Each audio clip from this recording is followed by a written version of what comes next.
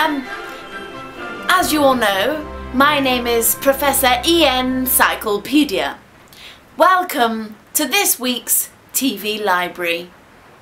Today we are going to be talking about the Electroforus and the inventors behind it.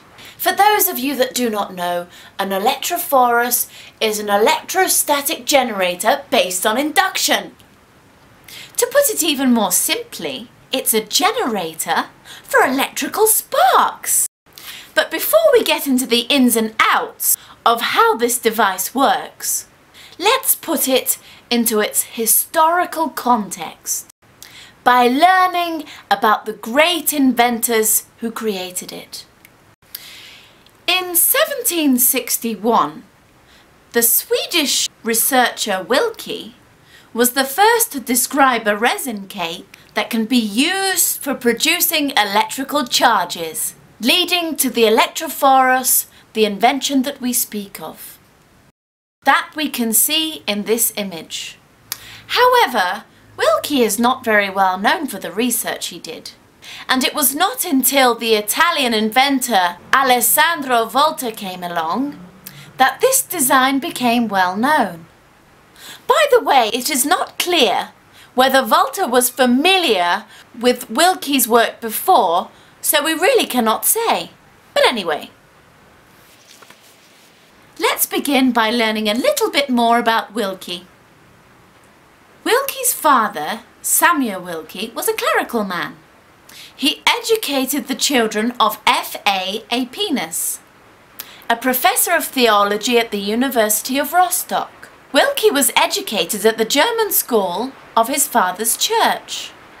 In 1750, he entered the University of Uppsala to prepare for the ministry, but not to study theology, but rather mathematics and physics. And 20 years later, in 1770, Wilkie began a professorship in experimental physics at the Royal Swedish Academy of Sciences. It was there that Wilkie began his journey in becoming distinguished in "I love the measurement and the exactness and the reproducibility of results." Exactness, I say. Exactly. It is exact. This is what is important. Exactness. Exactly. It's exactly what I say. With his exact nature, he went to Berlin and became devoted to the study of physics. He paid particular attention to the contrary electricity with his friend, Franz Aepinus. He described the exact ingredients of what makes up the Electroforus. The instrument consists of a resin cake which is then placed inside a ball that has a metallic bottom. At the beginning of the experiment, the Electroforus is rubbed and charges are separated. A metallic plate, which is suspended from insulating fibers, is placed on the resin cake and it is grounded. When the grounding is removed, the metal plate is lifted and the experimenter can draw a spark from it. That is exactly how he described it. This procedure can be repeated for almost forever. Well, actually, for a day or so without having to rub the resin cake again. Hey, I thought he was supposed to be exact. Anyway, this ability to produce sparks without having to recharge it again was the reason why the next scientist, Volta, named the instrument Electroforus Perpetuo, which translated means permanent electricity producer, or a generator for electricity that does not need recharging. So now we know a bit about the device itself and the background around the first inventor associated with it. Let's look at the second inventor who became well known for this device. His name, as we've already mentioned, was Alessandro Volta. Volta was passionate about electricity. In fact, he was so passionate about electricity that one day he announced to his parents, I am not going to university. I will now devote my life to the phenomena of electricity. He said adamantly, and his parents were shocked. What? This is just typical of you, isn't it, Alessandro? Well, I am not surprised. This was nothing new to Alessandro's family. As a child, he had not learned to speak until the age of 4. They even feared that he may have been brain damaged.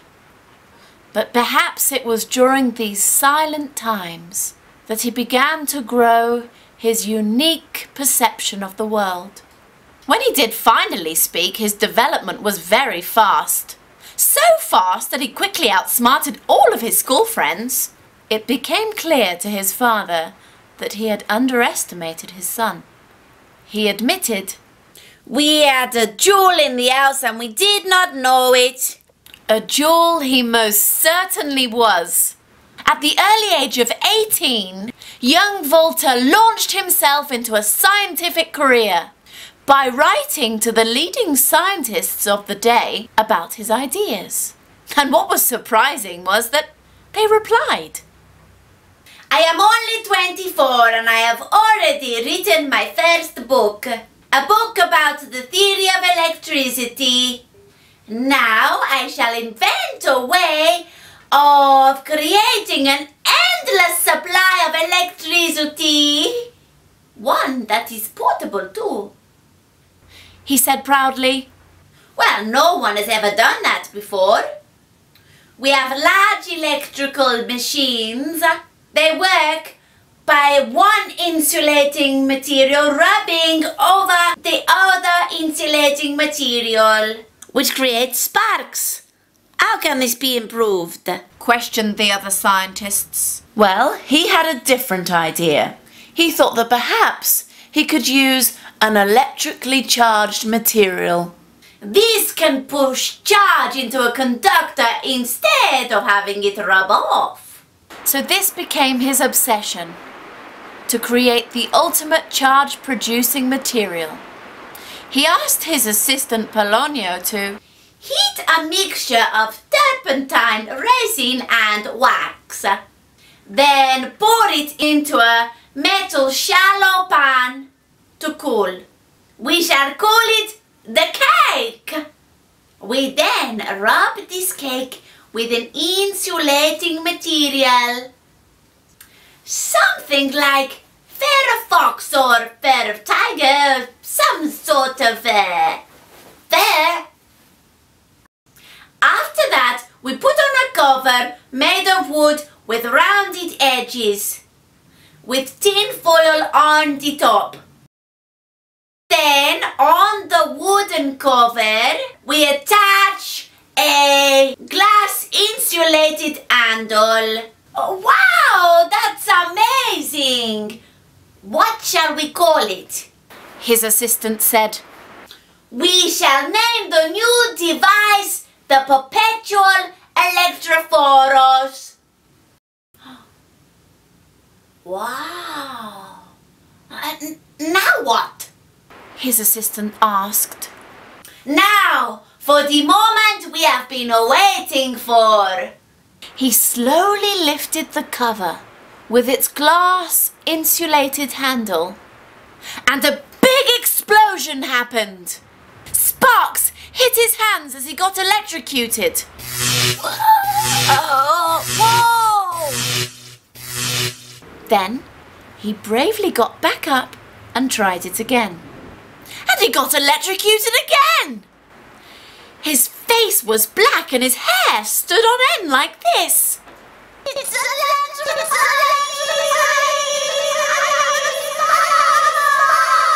And he fainted from the shock. Well, we don't know that he actually got electrocuted, but we can imagine it all the same. Now I should be able to produce any amount of charge. When he finally came back around, his assistant said, How did you do it? Well, Just like my father said, I am a rare jewel. News spread about Volta's invention fast, and it was not long before he became famous throughout Europe. He wrote letters describing the device to other important scientists, and even sent models of it as gifts to the very important people. Despite this fame, the device was not without controversy and mystery, and many scientists from Italy and Germany questioned it. However, it did not serve as the endless source of electricity that he had visualized. It was not until later in his life that he created the miraculous construction of the electrical battery. Out of all of his inventions, this was by far the greatest. So much so that even the greatest emperor, Napoleon himself, wanted to meet him. He thought so highly of him that even after 2 years after meeting him, he was still talking about him. It has been said that once, when he was on an official visit to the National Library, he looked at an inscription that was dedicated to the famous French writer. Look at this memorial for the great Voltaire. Then, in front of everyone, he chipped off the last 3 letters and laughed. Not anymore. It will now read as the Great Voltaire.